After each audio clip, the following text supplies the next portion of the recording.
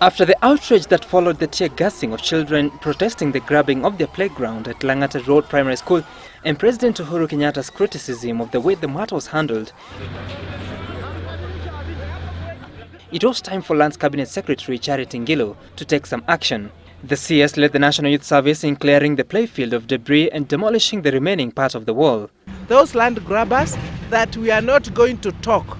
Whenever we see them trying to grab some public land like this, and they are trying to erect walls or even construct houses, this equipment will be there to demolish and to finish this kind of nonsense. There are some people who are allergic to empty space. When they see it, they have to do something to that space. Okay, but you know, you cannot allow that. When you ugonjwa mbaya sana, you cannot allow it when the documentation is also there. However, even as Kenyans grapple with the identity of the said grabber, the Cabinet Secretary insists she is yet to identify the owner behind Airport View Housing Limited that has so far been mentioned to be behind the constructions at the playfield. We are warning, and I've warned, and I'm going to get the name. And I said I'll get the name that is in the registrar. However, let me also say here, there is a name behind the name. The Ministry and National Land Commission team further moved to Westlands area, where a wetland along Peponi Road next to the Westgate Mall is said to have been grabbed. And as the National Youth Service officers brought down the perimeter wall, residents took advantage and escaped with their unexpected catch.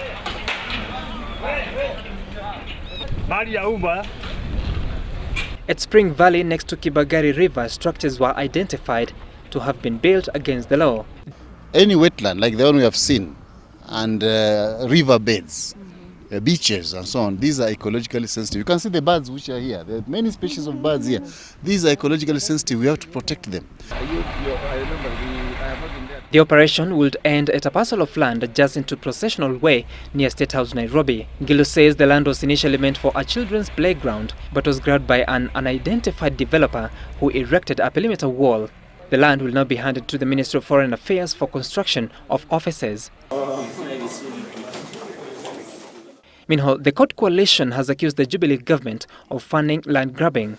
They now want the Western Hotel that reportedly aimed at constructing a parking bay at the Langata school land demolished. The leaders say the hotel is built on public land.